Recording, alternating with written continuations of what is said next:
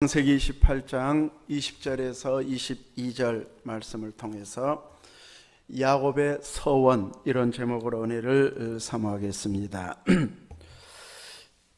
총회 교육부에서 작년 12월 9일 용인에 있는 세덴 교회에서 새 목회 계획을 위한 세미나가 있어서 이제 갑자기 참석할 수 있게 되어졌습니다.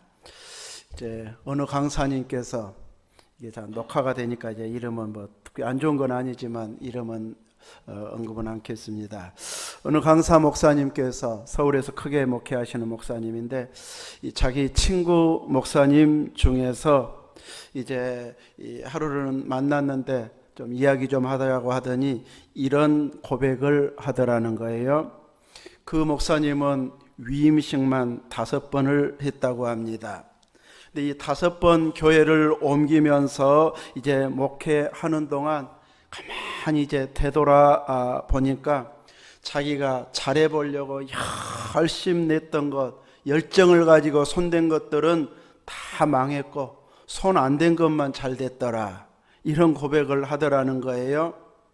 열정을 다해서 목회해 보겠다고 이런저런 프로그램을 다 동원해 가지고 막 성도들 열심히 내게 만들어서 했는데 뭔가 해보면 또 실패하고 또 실패하고 다 실패하고 손 안 댄 것만 성공했는데 그 손 안 댄 것이 자녀 교육이었다고 합니다. 미국에서도 2번이나 위임식을 했었는데 한국에 청빙을 받아 들어오면서 이 자녀들이 한창 공부한 때여가지고 같이 못 들어오고 아이들만 따로 떨어져 있었다고 합니다. 가장 손이 많이 가야 할 때 옆에서 지켜주고 돌봐주고 막 도와줘야 할 그 시기에 전혀 함께 할 수 없었다는 것이죠. 그러니까 힘들 때마다 엄마와 카톡하면서 이런 힘들어요, 이러고 어려워요 하면 이렇게 기도해라, 이렇게 기도해라, 카톡으로만 나누고 전혀 도움을 주지 못하고 그래도 기도하면서 해야 된다, 신앙생활 잘하면서 해야 된다 하면서 전혀 뒷바라지를 못했는데 나중에 이제 그 애들만 잘 되더라는 거예요. 뭐 변호사가 되고 뭐가 되고 아무튼 그것이 이제 막 사회적인 지위가 좋아서만은 아닌데 아무튼 자기가 직접 관여 안 하고 하나님 앞에 다 맡겨버린 건 잘 됐는데 뭔가 해보려고 몸부림친 것은 오히려 더 힘들어졌다. 그 말을 듣고 강사 목사님이 하는 이야기가 너무 인간적으로 애쓰지 말자, 자기가 그런 생각을 했다고 이제 이야기하는데, 인간적으로 내가 하려고 애쓰다 보면 내가 일하는 것이 되어집니다. 그러나 하나님 처분에만 맡기면서 기도하면서 나아가면 하나님이 일하기 시작하고 하나님이 인도해 가시니까 내가 열정을 쏟은 것보다 훨씬 더 하나님이 하신 것이 결과가 좋더라는 것이죠. 우리들도 나름대로 이제 계획을 세워가지고 이런 일 저런 일 해보면서 열심히 수고들 하고 지금까지 살아왔습니다. 여러분이 계획 세운 대로 다 잘 되었습니까?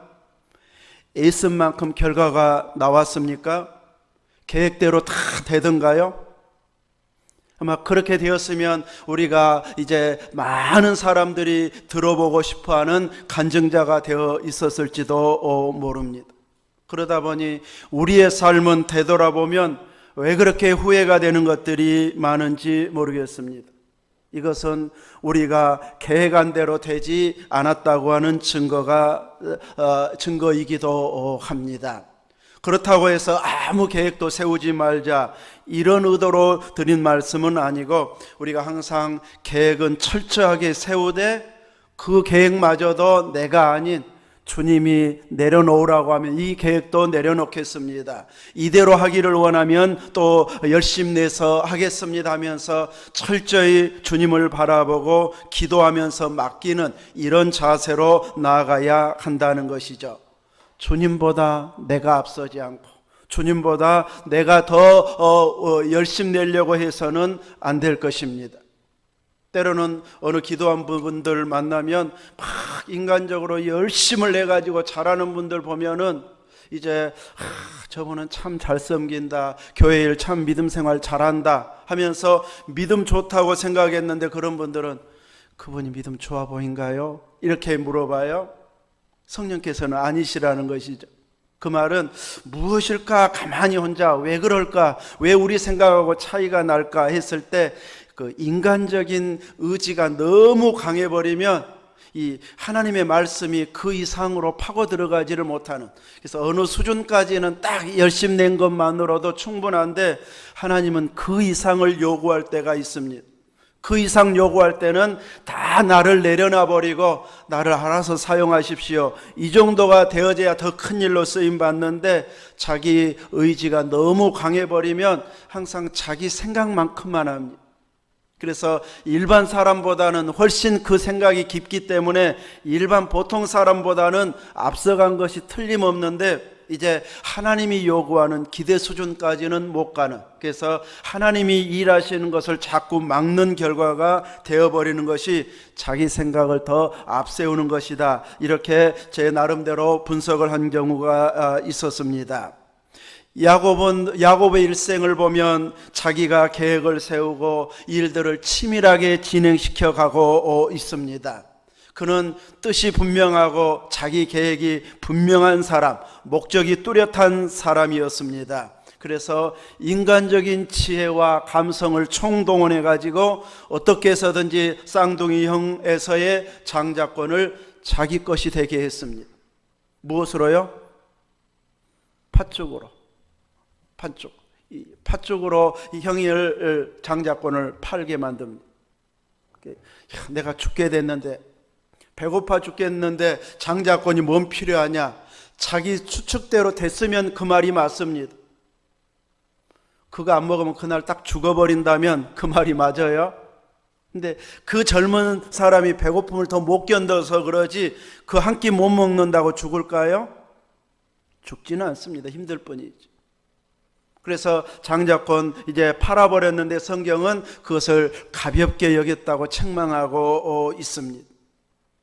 이렇게 가장 사냥하고 배고픈 때를 정확하게 딱 예측해 가지고 그때 맛있는 이 팥죽, 우리식으로는 팥죽이고 원래 그쪽 지역으로 보면 이제 렌탈 수프, 렌탈콩인가요? 그 수프인데 그걸 이제 먹고 힘은 얻었지만 자기도 모르는 사이에 장자권을 뺏겨버리는, 그렇다고 해서 이제 그 다음 날부터 야곱 형님 그렇게 부르고 다니지는 않습니다.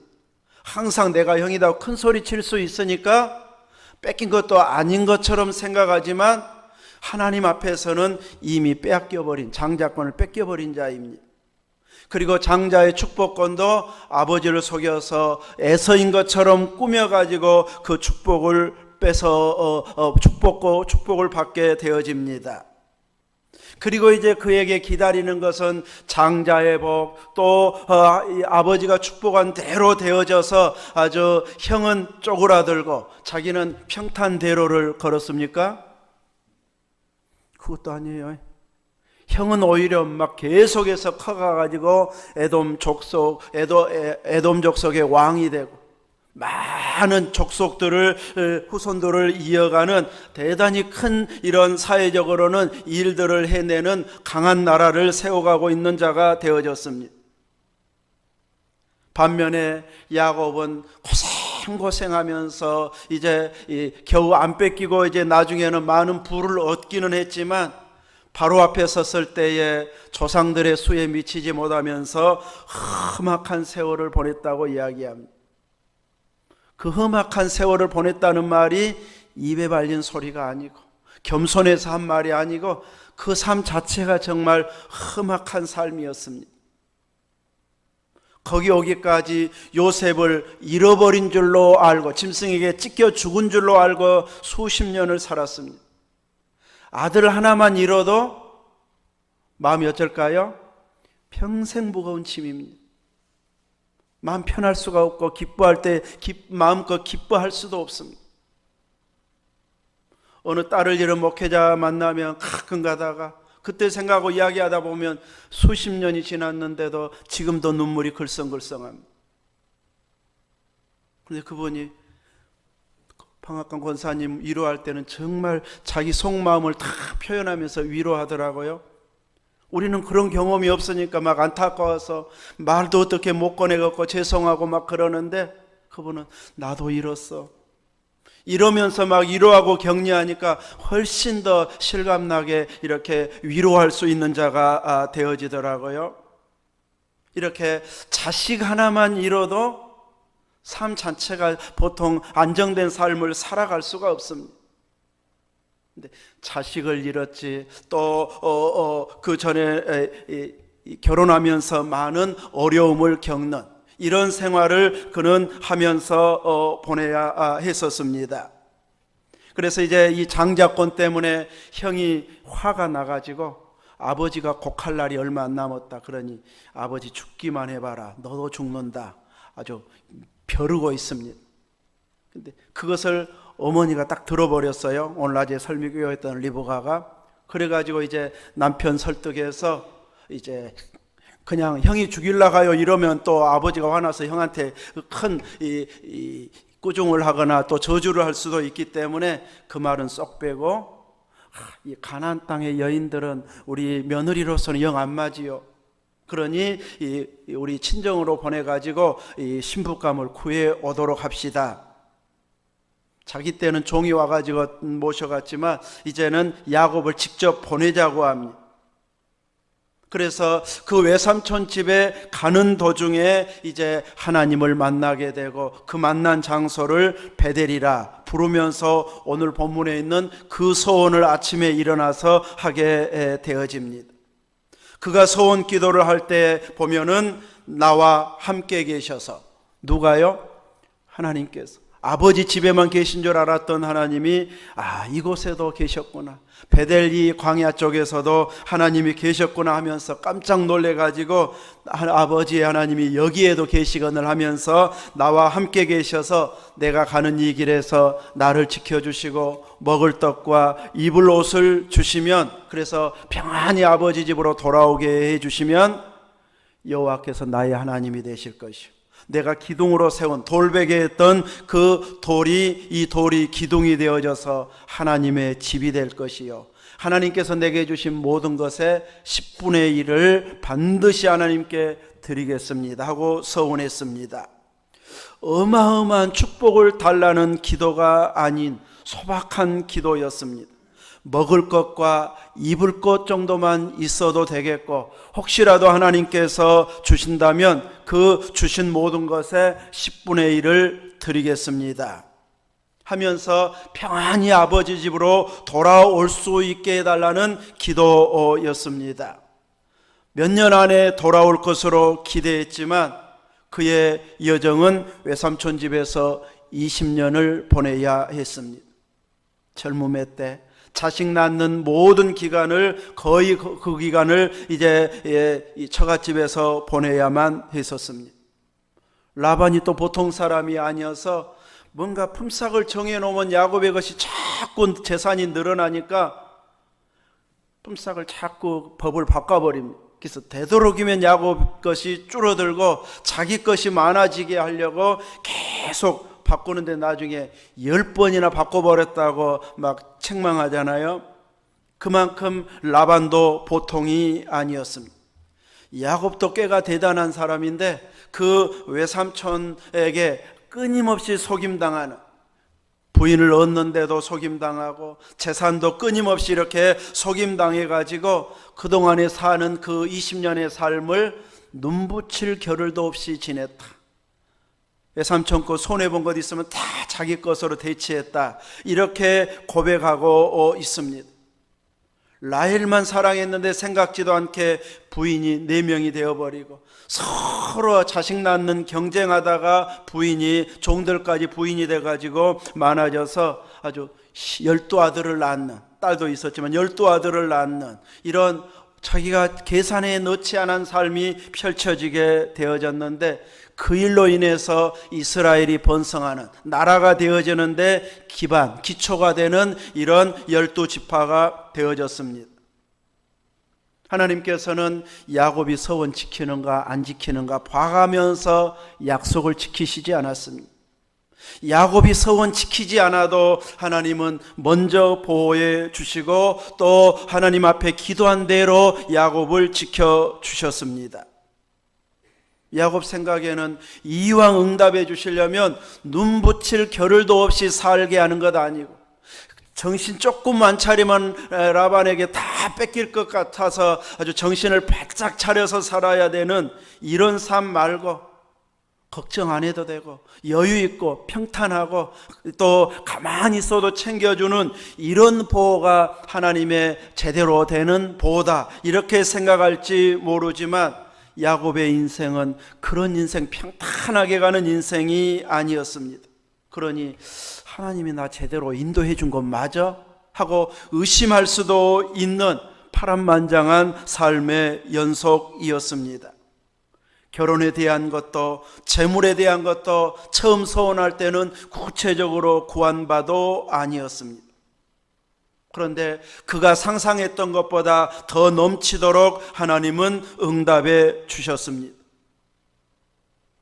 이왕 주시려면 평안하게 주시지 왜 이렇게 주셨습니까 하고 이제 잘잘못을 따질 수 없는 것이 나에게 품삯은 안 바뀌게 해주시고 또 고생 안 하면서 재물을 모으게 해주시고 이런 소원은 안 했잖아요. 그러다 보니 하나님이 잘못 응답해 주셨습니다 하고 항의할 수도 없습니다. 우리가 구한 부분에 있어서는 정확하게 해주시는데 이제 구하지 않고 아마 이렇게 해주시겠지 딱 상상하고 추측한 부분은 그대로 안 되어질 때가 참 많습니다. 근데 되돌아보면 하나님 앞에 항의할 수도 없는, 그대로 됐네, 이렇도록 하나님은 명확하게 응답해 주시는 부분이 대부분입니다. 나중에는 얼마나 많은 재산이 그에게 주어졌는지 10분의 1을 정확하게 드릴 수 있을 만큼이나 되어졌는지도 모르고, 또 드렸다는 표현도 별로 없기 때문에 어떻게 했는지는 모르지만 어마어마한 10분의 1만 드려도, 뇌물로 형에게 바친 것만 해도 저 정도만 가지고 있어도 부자 말 들을 만큼의 어마어마한 재산을 그가 가질 수 있게 해 주셨습니다. 그럼에도 불구하고 야곱은 스스로가 서원 지켜야지, 이래가지고 결단해가지고 서원을 지켜내지는 못했습니다. 가장 어려울 때 내가 살 수 있을지, 무사히 돌아올 수나 있을런지, 전혀 가보지 않은 땅으로 가는 그 도중에 나만 보호해 주신다면, 무사히 돌아오게만 해 주신다면 자기가 한 약속 다 지킬 것 같아서 서원을 했었는데, 막상 생활 속에 들어가다 보면은 그렇게 서원했던 대로, 기도했던 대로 살아내지 못하는 이런 환경일 때가 많이 있게 되어집니다. 기도를 통해서 막상 어려운 문제는 해결되어진 건 사실이지만 그 다음부터 아무 어려움이 없어야 서원도 생각해보고 어떻게 하면 지켜볼까 계획을 세울 수도 있는데, 또 다른 걱정거리, 또 다른 고민거리, 또 다른 문제와 싸워야 되는 계속되는 이런 과정 가운데 있다 보니까, 새로운 문제와 씨름하다 보니까 하나님과의 약속을 지키기는 해야겠는데 하면서 지금은 꼭 아닐 것 같아 미루다가 제대로 못 지키는 이런 경우가 허다합니다. 어떤 경우에는 하나님께 내가 서원했던 것, 약속했던 것, 하나님은 그것을 소중하게, 약속을 소중하게 여기는데, 우리들은 내가 철없을 때 했던 이야기인데, 기도인데, 옛날에 어렸을 때 했던 것인데 하고 그냥 이제 모른 척하고 우선 지금 일만 중요하게 생각하면서 가버린다면 내가 서원했던 그 기도를 너무나도 가볍게 여긴 것이 되어져 버릴 것입니다. 하나님은 기도를 통해서 고백했던 서원을 결코 잊지 않으십니다. 나는 다른 면으로 훨씬 더 많이 충분하게 하고 있다고 생각하는데, 하나님은 충분하게 더한 것은 더한 것이고 서원은 서원이고 그것을 지켜내기를 원하시는 이런 하나님이심을 보여주고 있습니다. 이렇게 하나님께서는 내가 힘들었을 때 이것만 해결해 주면 내가 이렇게 살겠습니다, 이렇게 예배 안 빠지겠습니다, 이렇게 헌금 생활하겠습니다, 나름 섬기겠습니다고 결심하고 하나님 앞에 소원했던 기도들 하나님은 다 기억하시고 언제 지키는지 지켜보고 계십니다.